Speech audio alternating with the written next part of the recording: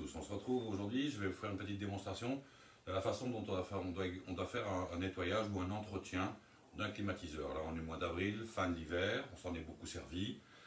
L'appareil s'est un peu encrassé. Il faut savoir une chose, c'est que quand l'appareil s'encrasse, il fonctionne moins bien, il force beaucoup plus de consommation d'électricité, mais aussi un moins bon rendement au niveau de la chaleur et du froid.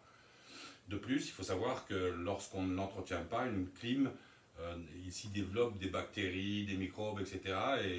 Par l'encrassement de la poussière, et c'est très mauvais. Il ne faut jamais laisser perdurer ce genre de situation, il faut le nettoyer régulièrement.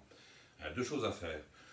Une première chose que je vais vous montrer en tout premier, le nettoyage des filtres, qu'il faut faire environ selon la cadence à laquelle vous vous en servez. Si vous en servez beaucoup, on va dire, il faut nettoyer ça tous les 2 mois. Sinon, si vous en servez moyennement tous les 3 ou 4 mois, c'est bien. Et puis il y a l'entretien annuel qu'il faut faire systématiquement, de façon à vraiment désencrasser complètement l'appareil et à le rendre sain, propre et sain. Et puis avoir un fonctionnement avec une utilisation et une consommation normale. On va d'abord donc commencer par ce qui est le plus simple, ce qu'il faut faire le plus régulièrement, c'est enlever les filtres et les nettoyer. Alors pour ce faire, c'est très simple, en général vous avez donc un climatiseur, vous avez en façade, vous avez une première grille, celle-ci. Vous avez cette grille en façade qui s'ouvre, c'est fait d'ailleurs pour l'entretien de ce genre de choses, et vous avez à l'intérieur, vous voyez 2 filtres. Ces 2 filtres-ci s'enlèvent assez facilement, vous le soulevez, vous les faites glisser, vous les récupérez, vous les faites glisser vers le bas, et puis après vous avez l'autre système qu'on va nettoyer après. Ceci, il faut le faire très régulièrement, tous les 2 ou 3 mois. Vous voyez, je ne sais pas si on le voit très bien sur la vidéo, mais toute la surface de ce filtre, qui est assez fin, est encrassée, il y a plein de poussière. Ça, il faut le nettoyer régulièrement, sinon votre clim, elle force, et vous n'avez pas une bonne utilisation. Elle force, donc elle consomme plus d'électricité, mais aussi vous avez moins de rendu de chaleur ou de froid si c'est en été. Donc là, on va les nettoyer. Ce que je fais en règle générale, moi, je les passe sous la douche, des 2 côtés, dans la baignoire, et puis je les sèche, et quand elles sont sèches, je les remets en place. Mais on va faire ça ensemble.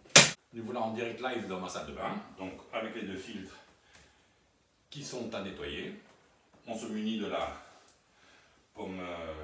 du pommeau de la douche, et allez, on balance l'eau, que ce soit chaud ou soit froid, ça ne change rien du tout, et on nettoie nos filtres.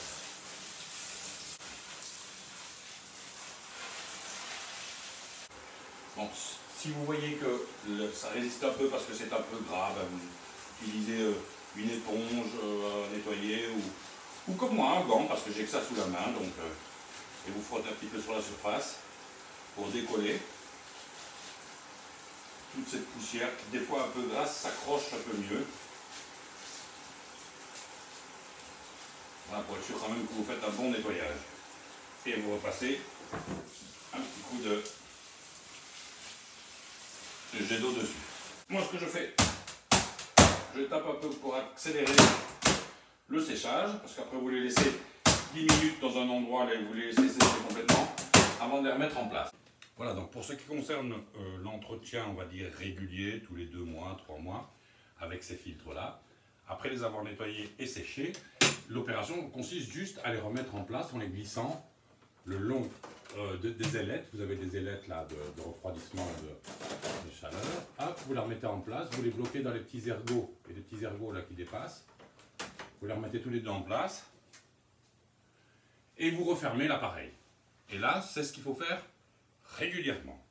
Comme je vous dis, pour un bon fonctionnement, pour avoir une bonne utilisation. Maintenant, on va aller plus loin. On va faire l'entretien dit annuel.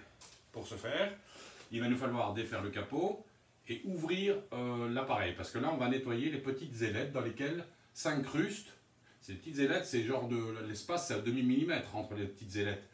Il y a des crasses qui s'y installent et c'est là où se développent les bactéries, les microbes, etc. Et c'est un foyer à maladie. Donc ça, il faut le nettoyer chaque année minimum avec un produit spécifique. Pour ce faire, il faut défaire le cache. Donc pour ce faire, on va se munir de tournevis. Vous avez ici des vis qui se défont. Bien souvent, il y a des petits caches devant, donc elles sont presque invisibles. C'est des petits caches qu'il faut juste faire sauter avec un petit tournevis. Maintenant, ce qu'il faut, c'est aussi défaire ce capot. Alors, je ne vous cache pas que des fois, ils font des trucs un peu compliqués pour des choses qui devraient être simples. Et j'avoue que quelquefois, j'ai des difficultés moi-même à enlever ces capots. Mais alors, il faut aller la trouver. Voilà, on descend. On l'ouvre à moitié et on le descend. Et là, il sort de son encoche. Donc, vous avez une encoche ici. Lorsque les ergots, ici, restent vers le haut, ils restent bloqués en position ouverte. Vous l'ouvrez à moitié, vous faites dans l'encoche descendre un peu là, l'ergot, et il sort des deux côtés. Vous avez l'ailette, celle qui donne la direction du vent, de la ventilation. Là, vous avez au milieu, au centre, un petit ergot aussi qui est maintenu. Là, vous le défaites de son encoche et vous pliez, sans casser évidemment, vous voyez, l'ailette, pour qu'elle sorte des deux encoches de chaque côté, sans plier trop loin, parce que vous pourriez le casser, hein, il ne faut pas le casser. Et là, vous avez enlevé l'ailette. Vous voyez, ici, on a une vis qui n'est pas cachée, et on en a une seconde ici, et le petit cache est devant. Apparemment, le cache a dû tomber, mais vous voyez que de temps en temps, il vous faudra enlever des caches qui sont quasiment invisibles, qui cachent les vis, qu'il faut, elles, enlever. Ce que nous proposons de faire tout de suite.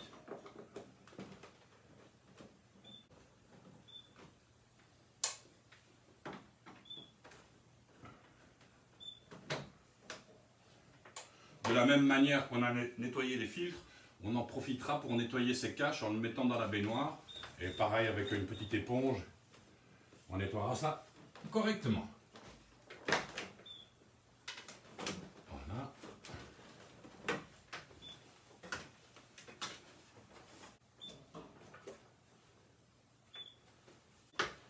Donc là, vous voyez que c'est quand même sale, il va falloir le nettoyer, à l'intérieur aussi.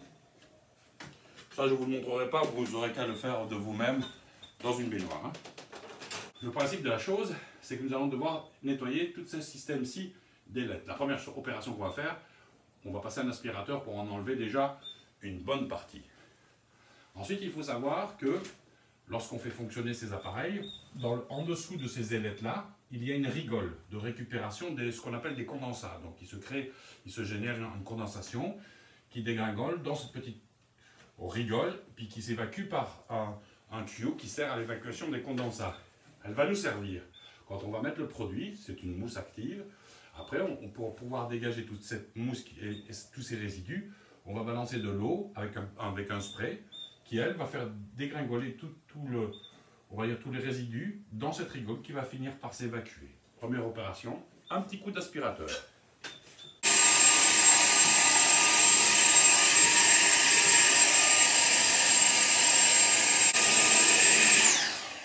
On va passer à la phase nettoyage. Donc voilà, c'est un produit, je ne suis pas certain que je puisse montrer la marque, mais je vois qu'il n'y en a pas réellement. C'est Mousse Clean, c'est spécifique pour... c'est une mousse active nettoyante et désaffectante, spéciale pour les climatiseurs. Alors vous trouvez ça dans tous les bons magasins de bricolage. Celui-là, je l'ai acheté dans un magasin de bricolage très connu, une des plus grosses enseignes françaises, donc il n'y a aucun problème pour trouver ce genre de produit. Donc c'est une mousse active, donc par conséquent, il vous faut le secouer un petit peu pour qu'à l'intérieur, on va dire, l'émulsion se fasse. Vous secouez un petit peu l'appareil, enfin la bombe, et vous allez projeter le produit sur toute la surface des ailettes. Donc pas sur la partie électrique, vous évitez, hein. Vous allez voir, c'est assez directionnel. Vous voyez, et la mousse, qui à l'origine est un liquide, se met à gonfler. Et ça à l'intérieur des ailettes. Il vous faut en mettre absolument partout.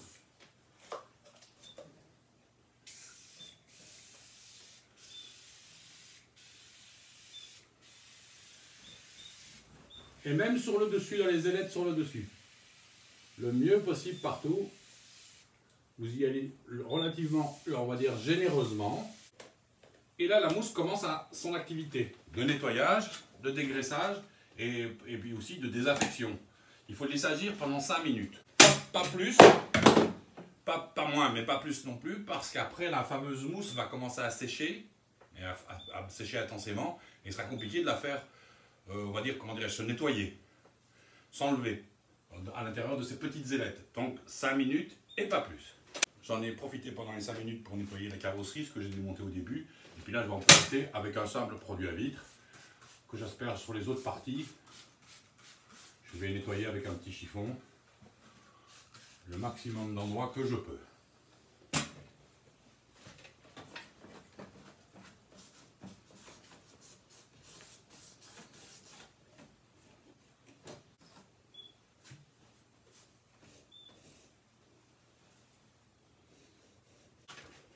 Voilà, les 5 minutes étant passées, vous vous munissez d'un spray. Un spray, alors bon, c'est un spray, ça c'était pour des produits, des engrais pour les plantes.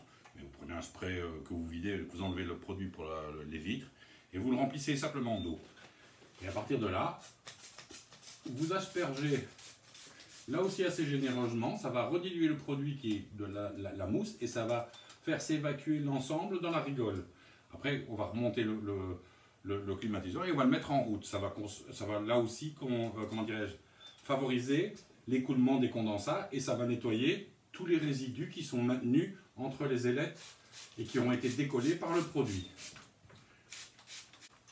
Je mets la clim en route. Là, on va la mettre sur le froid. C'est ce qui génère le plus de condensat.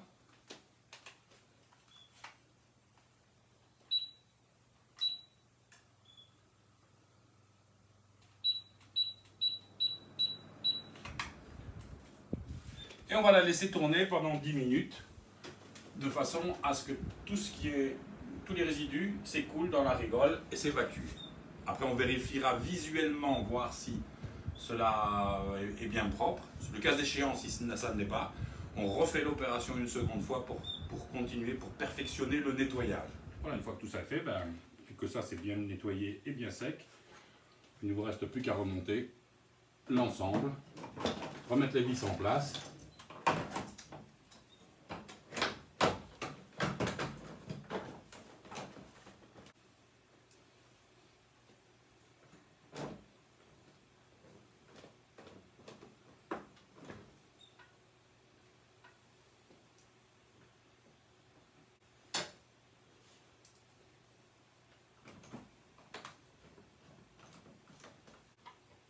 Remettre le petit cache de la vis. Bon, normalement j'en ai 2 à mettre, mais apparemment l'autre je l'ai perdu.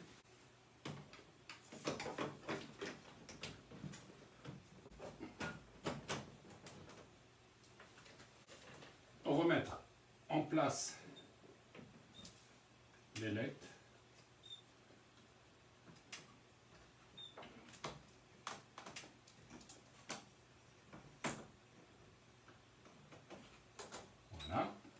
Et ne pas oublier évidemment de remettre ces 2 filtres. Vous verrez, il y en a un qui a une encoche.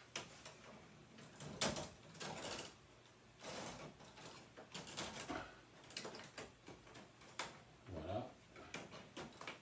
Il se met du côté où il y a le petit pavé numérique.